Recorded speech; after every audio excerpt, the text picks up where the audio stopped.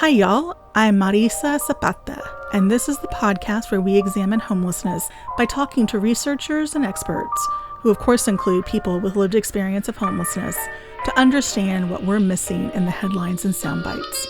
In each episode, we will help clear up misconceptions about homelessness and to answer what it would take to prevent and end homelessness in Portland and beyond. Who am I?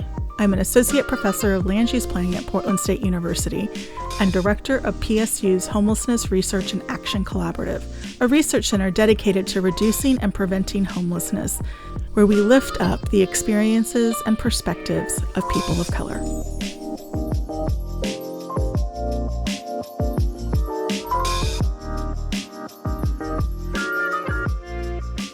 In this first episode, we clear away some of the rhetoric to identify the key questions that frame this discussion.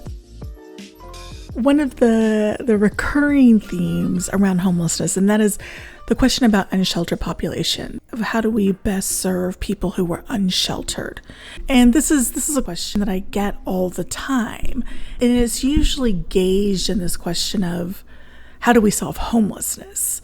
And I find myself spending a lot of time trying to explain to people, well, we can try to solve homelessness, and or we can think about how to best support people while they're living on the street or experiencing homelessness. And those aren't actually quite the same questions.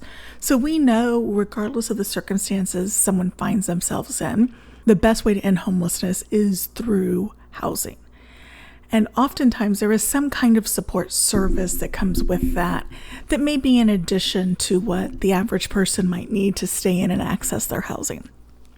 So that's what we know. And so when you ask someplace like the Joint Office of Homeless Services what they're doing to serve people who are experiencing homelessness, the answer is and should be that they're trying to create enough affordable housing for people to move into with the necessary services to fit the needs of those particular people. Now, for a lot of reasons, and many that I don't fully understand, producing or acquiring or maintaining or making available housing is not fast. And I think that's a really important question that has a whole lot of nuance to it that we can easily look past. There's also the question of how much, how many, how do we create the services to help people, particularly people who've been living outside or living with homelessness for a long time. How do we help them get into and to be able to stay in their housing? It's not as simple as we might like to think it is. So that is one set of questions, the production of housing and services, appropriate services to help people.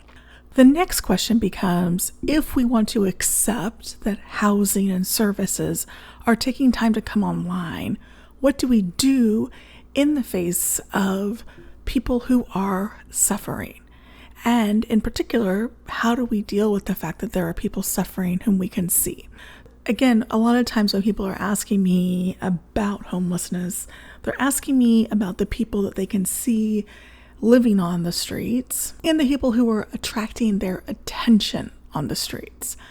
And those tend to be people who have, some sort of behavior that is getting your attention because it's unusual, abnormal in your mind, sticking out in your mind.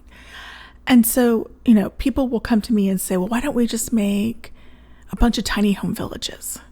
Why don't we just make a bunch of emergency shelters?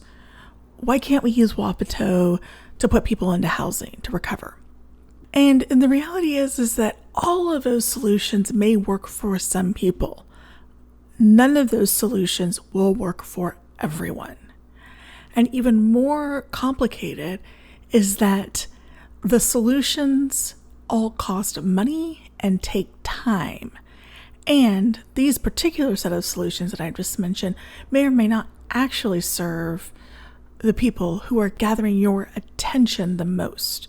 Because almost anything in which we are investing in right now requires some sort of rules.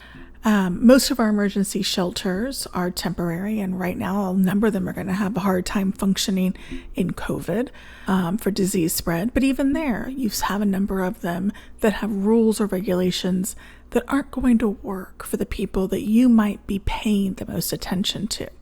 And so we break down this conversation even more. We have a question of what should we invest in to help people who are suffering on the streets? It's not going to be a single solution, and it is not going to be cheap to do it well.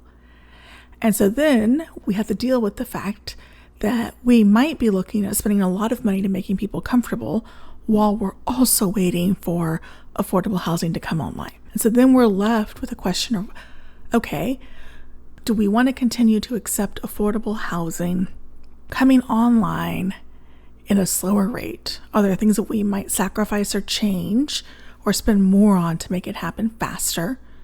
And or are we willing or wanting to spend more on services to support people who are unsheltered, and what should those services be? So I'm going to be interviewing people to help fill in the gaps of knowledge around all of these complicated questions, with some people who have lots of thoughts and experiences in these topic areas to help you have a little bit more information about what we can do as we move forward as a community on homelessness.